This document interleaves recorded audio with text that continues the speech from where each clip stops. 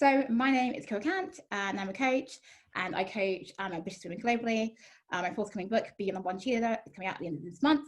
And that book is sharing some of my stories on my startup journeys, but also helping you to fight fear, back yourself, and become your #1 cheerleader. So today my guest is Aude, and she is going to tell us all about herself. So I'm super excited to introduce her and give her the opportunity to tell us more about herself. So the first question for Aude is, we'd like to know a bit about your background. Where are you from? What do you do? And why do you do it?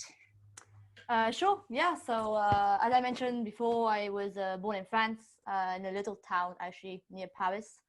Lived there most of my life, most of my childhood. And then at the end of high school, when I finished high school over there, I was like, okay, what do I want to study? I was like quite into like philosophy and like did engineering. I mean, I was more into philosophy, but then my parents, like, I was good at maths and science in general. So I was like, oh, I want to study that, but like I still like science. And my parents were like, yeah, you're going into engineering for sure. Like you're not going into philosophy. So I was like, okay, I guess I'll go into engineering. So I began studies over there. And so in France, the system is a bit different in the way that you have first a few years of prep school, so preparatory schools, which was in Paris for me, and it's 2 years, and at the end of the 2 years you have a huge competition, which is national competition of math, physics, and science, engineering science.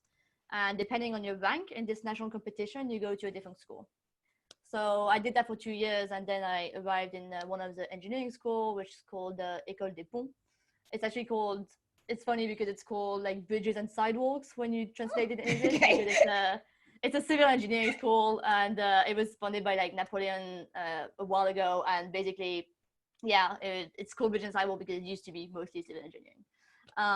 Anyway, I had a great time for like 2 years with like very good classes. I made great friends over there. Then after that, so it was supposed to be 3 years, but I took a gap year. I went to Japan for 6 months because I was in my uni and I was like, oh, I've been in France all my life. Where can I go to be probably the farthest possible from France? So Japan, which is on the other side of the world. So I went there for like 6 months by myself. I was working there. I had an internship which made me travel along in like a Japanese company. So I was really with Japanese people all the time. Most of them did not speak English.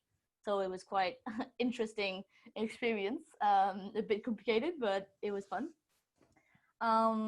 Then I also, and that was a point when I really began thinking about what I wanted to do in the future. So for a long time as an engineer, I was like, okay, probably I want to work in maybe the army or to work in even like weapons and everything, just because it's an area where there's lots of money. And for an engineer, they're very like high tech science. So I thought, oh, maybe I want to do this. But then, yeah, it was like the terrorist attacks of the 13th of November in 2020. No, in 2016. Sorry, I was like, yeah. So in Paris, and that was a big thing in France. Obviously, it was a huge event, and then I had like family that died of cancer, and I was like, oh, maybe I'm gonna reconsider my life path. And from that point on, that kind of led me to be, oh, actually, I want more to work in social impact. I want to work in health. So that's kind of like I had a kind of like totally change of career direction of what I wanted to do. That led me to applying for an internship in Cambridge in the university, and which I got thankfully. So there I studied like biomechanics for like 6 months, and I really enjoyed it, which led to my supervisor offering me a PhD at the end. So that was nice. I was a bit surprised, but it worked out, so I was happy. Then I went back to like Germany for a bit to study for like a few months, and then a bit of France to work there also to begin doing some research. And then yeah, now I'm in Cambridge doing my PhD. I'm in my end of my second year, so it's getting serious. I have to begin working on the thesis, and yeah, I guess since the last 2 years, the main events I've been working on have been joining something voluntary network, a voluntary organization, which is called Shaping Horizons, which just began as a few hours per week, but I mean a few hours per month, but now it developed in a much bigger part of my life. And apart from that, I played rugby also a lot during these 2 years. And yeah, I guess that's that's it for a presentation of what I've been doing and why I'm doing it. Amazing. That was a comprehensive summary of what you've been doing. And you've touched on a lot of really good areas, you know, how you weren't afraid to change your direction in career and go from completely one area to a different area, the travel that you've done, but also your part in Shaping Horizons. So why don't you tell us a bit more about the Shaping Horizons project and what your role is and how new that is and what you're up to there? Yeah, sure. So Shaping Horizons is a voluntary organization. It's like a methodology for innovation. Basically, our objective is to ally diplomacy and innovation. So we have a few areas for that. The first big area, main activity, is going to be an accelerator. So we take people from different countries. So right now, the last program was people from the UK and people from Latin America. We put them in teams together, and they have to they have like a year where we give them innovation tools, impact measuring tools, and they have to build a project from it. So the idea is to increase international collaboration and through the youth. Then we have a whole research area, which is about creating papers, creating reports about how actually innovation and diplomacy go together. It's not something that's been really exploited or really done. And then we had a third part, which is more creating educational material on science diplomacy or things like that. So in the team, I'm the CTO, the Chief Technical Officer, which is, I mean, that's my title, but mostly it's more about like directing a lot of the teams, kind of supervising what's going on, thinking about the vision for the future, which is really interesting because, so we had our first program last year, which in 2019, and this year has been a lot about creating a new vision for the future. We've begun planning for like 10 years, like really thinking long term. We just launched our second program also like last month, which is about fintech for inclusion. And so we're changing a lot of things. We just recruited like, I don't know, 40 people to join the team. We're gonna soon, like right now we're just an organization, but we're planning to incorporate as a company like next month. So a lot of very, very exciting things happening. Obviously, it's also a domain I don't know a lot about because it's social innovation, which I had not done any studies. I'm a mechanical engineer. So it's also really interesting to get into that world. Yeah. I also like how we do it because we do a lot of research every time we have to do something. So our whole like innovation and impact measuring thing journey is really based on like a lot of critics that we read about social innovation and things like that. So I really like the method of like how we apply this. Oh, amazing. And how can people like find out more or like apply to join your cohort if they're interested? Yeah, well, we have a website, shapinghorizons.org, where you have a lot of information about what we do.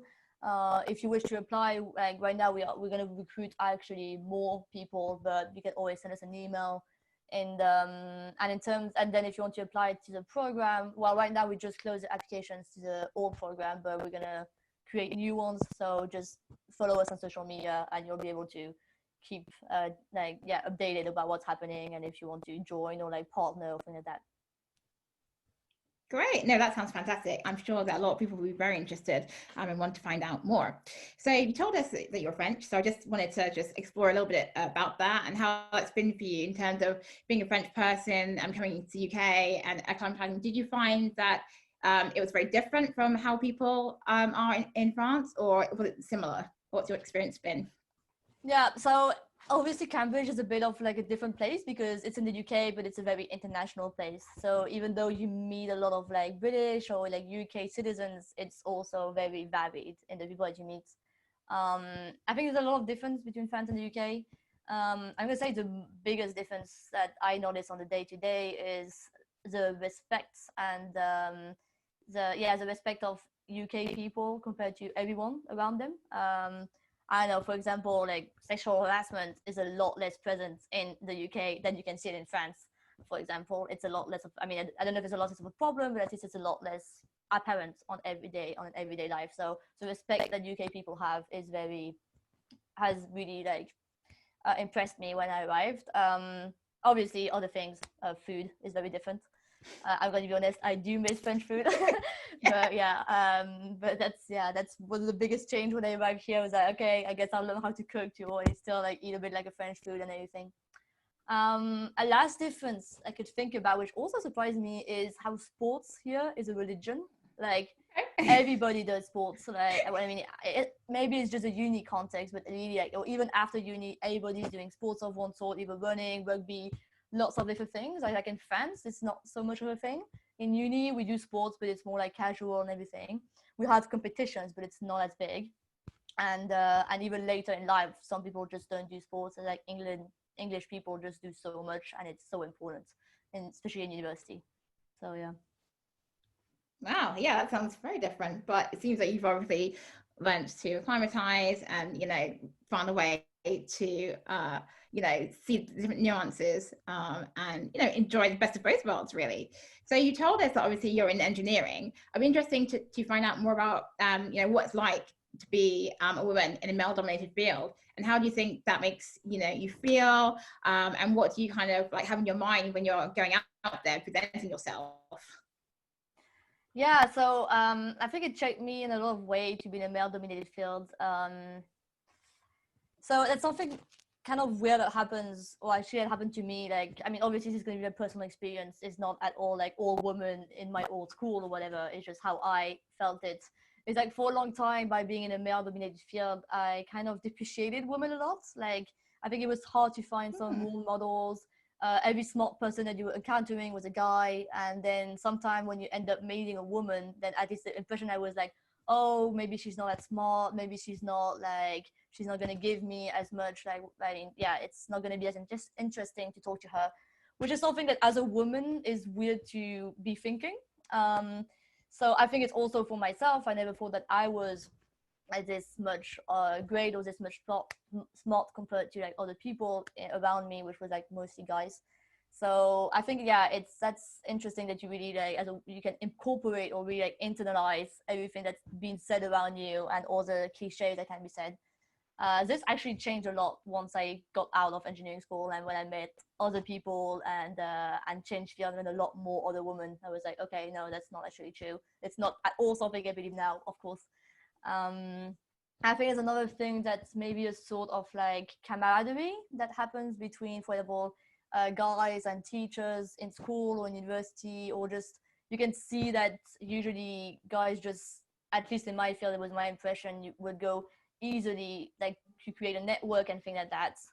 It's easier for them because everybody around them is a guy, so they have this kind of like vibe to just go talk to their teachers, go talk to their professors, go talk between them and create this like bonding experience that sometimes as a woman in a lot of male it's harder to actually create. um, I think a last aspect which has been difficult also was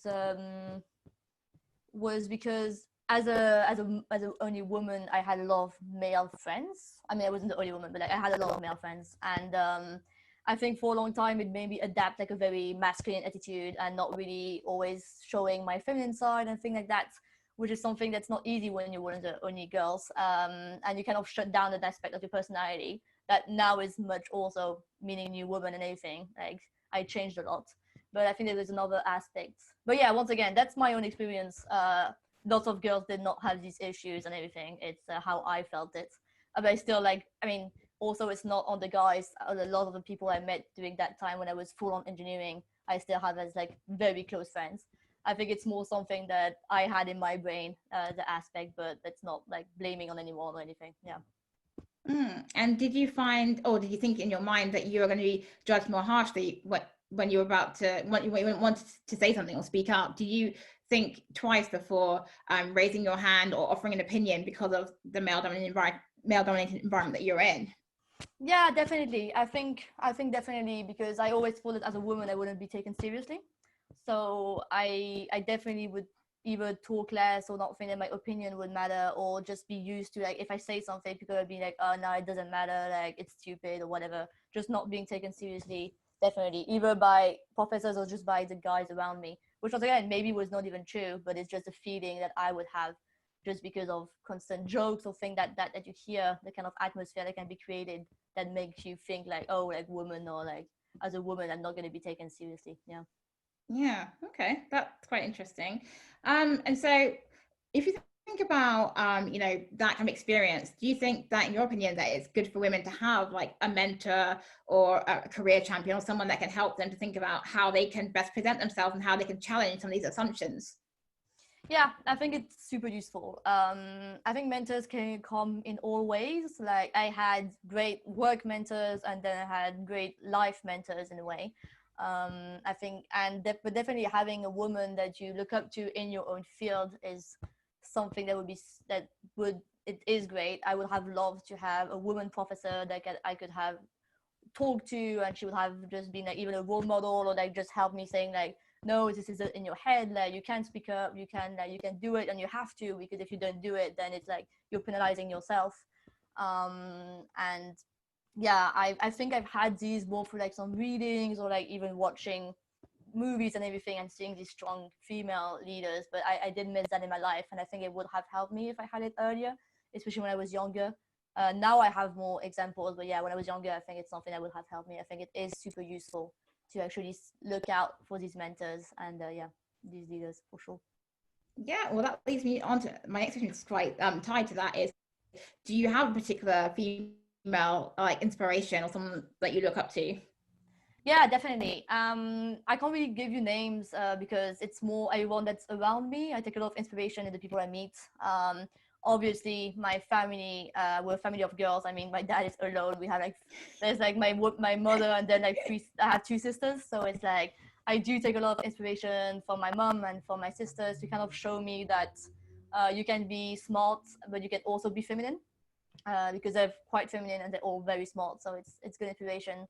I have also great friends that I had the chance to meet along the way, especially like strong female characters that also kind of show me a different way. Like I have this friend in business that is a great woman, a great, like very sure of herself, very like sure of her opinions, and is not afraid to speak up. I mean, I think she's Finnish. That also helps. Like her background also helps her for her confidence, because it's a country where women are much more equal as men. And I think these are people I look up to and I learn from every day. If I had to cite you some names, I like obviously like one person I've been following lately is Jacinda Ardern. I think that's how you say her name. I don't know if that's how you say her name, but the Prime Minister of New Zealand. Basically, it's something I admire. This woman I met also through Shaping Horizon, Adriana Machado, is one of the speakers from like one of the events we created, and I had a chance to have a dinner with her during the events. And she's a mother, but she also worked in like huge corporations and things like that. And it was really inspiring for me to talk to her, because she gave me an idea of what you could do as a woman, and you didn't have to sacrifice family. You could still have it, even though having a great career and having impact. Okay, wow, no, that is super interesting. And so that brings us to the question of the hour. So I would love to invite you, Aude, to share with us your confidence tip. Like, what do you do to help yourself to be more confident, and what is something that you practice that you can inspire and share the rest of the group today? Yeah, for sure. So I think one confidence tip I use a lot, especially lately, has been always remembering that the person in front of you is just another human being. Because once you remember that, for me at least, a lot of the pressure goes off, because I feel like, okay, this person probably has empathy, he's a human, so he has emotions. So if, for example, in terms of public speaking, for example, if I'm stressed before public speaking, and like, okay, the person in front of you is going to be a human, so if you mess up, they're probably going to be more likely to empathize, being like, oh, I'm sorry for her, than being like, oh no, she's so bad at public speaking.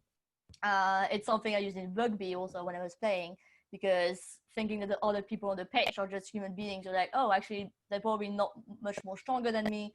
They're just like trying to do their best, and then it's easier to go in confrontation with them.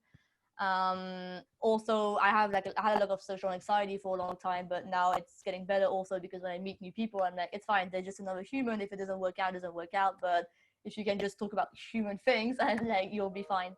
So for me, yeah, that's a big thing that's been helping me in most situations. Or even when you meet someone you really admire, once again, for a long time I had a hard time talking to them, but having a normal conversation, but remembering that they're just a human, I'm like, actually it's okay, just have a normal conversation that you have with your friend, and then you can begin interacting with more people. Yeah.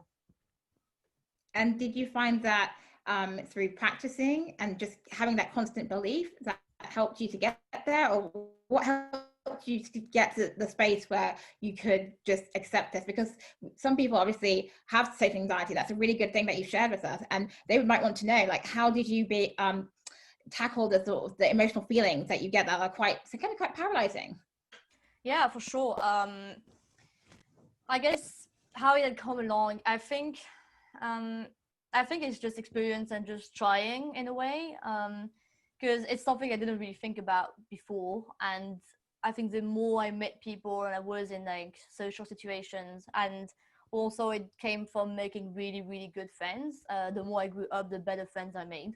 And I think getting to know these people and kind of thinking about, oh, the first time you met me, how did you feel and everything, and then just seeing how they think, how they too can, even they don't have social anxiety, but like still are anxious in social situations, and just talking to a lot of people and kind of noticing that anyone, even people that you think they didn't like you, in the end they're all human. Maybe they don't even have an opinion, and like they're more likely to empathize once again than to actually be like, oh, like, no, she's an idiot. So I think it's more from like, yeah, exchanging about emotion. I mean, I'm also the type of person that I talk a lot about emotions. So like when people talk with me, they're going to talk about emotions. And from that point on, and learning about other people's emotions, I kind of learned that, okay, no, actually everybody has emotions and nobody's a robot. So nobody's going to judge you without like thinking about it, or not too many people at least. And from that point on, it's just like a realization that came. And now it's an exercise more, that I force myself to remind it every time I feel anxious. I recognize that I'm anxious, and I'm like, it's anxious, you're normal, it's okay, but like, remember that it's going to be fine, because other people are not here to blame you, and like they're just another human, so probably they don't even think about you this much anyway, so it's fine. Yeah.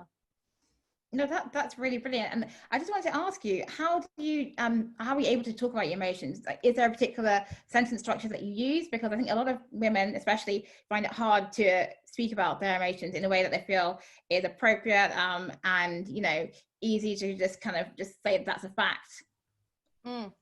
Yeah, I mean, I guess what helps is I have like I'm really lucky to have a good circle of friends that are very tolerant and very open, and always willing to share also. um I guess, I don't know, it's a hard question. Um I think I'm just being maybe even too honest. Like, I'm just someone that's very authentic, and I don't have really a lot of time to be like, oh yeah, I did hide my emotions for a long time, and it was very, very tiring.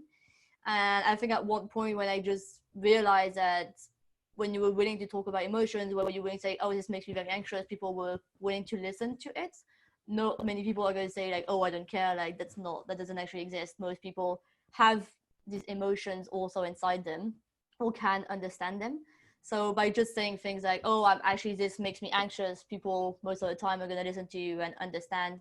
And I think also it's a moment I realized that if you explain your emotions to people, they're much more willing to understand you and then not be offended by your behavior. For example, if I don't want to go out, or I don't want to do something, I explain like, okay, this makes me very anxious, that's why I don't want to do it, it's very tiring for me.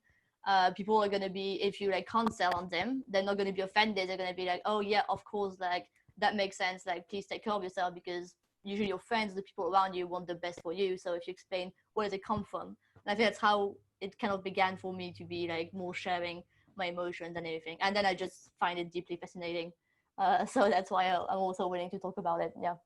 Oh, amazing. Well, thank you. That has been really helpful. And we're just going to just do the final question, which is, how can people keep in touch with you and follow you and find out, all your exciting things that you've got going on? Yeah, for sure. I mean, I guess for me, it's Twitter, the easiest way to follow me. I mean, LinkedIn or Twitter. For me, Twitter is more active than my LinkedIn. So yeah, and the other, I don't really have other social media, or like just for like personal reasons. So if you want to know what's going on with what I'm doing, Twitter would be the easiest way for sure. Okay, brilliant. Well, thank you so much, Aude. It's been a fantastic half an hour.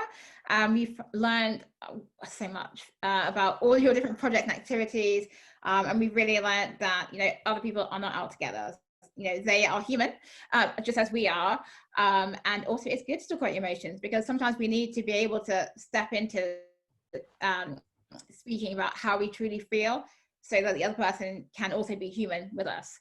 And it's in it, stepping forward and being less fearful, and actually practicing that we're going to be able to you know, really benefit. So I'm really pleased that you're able to share with us about, you know, your experiences from travel to your CTO role, and to all the your sports and your favorite food. So yeah, everyone, I think have an awesome day. Take care, and we'll be back on next week.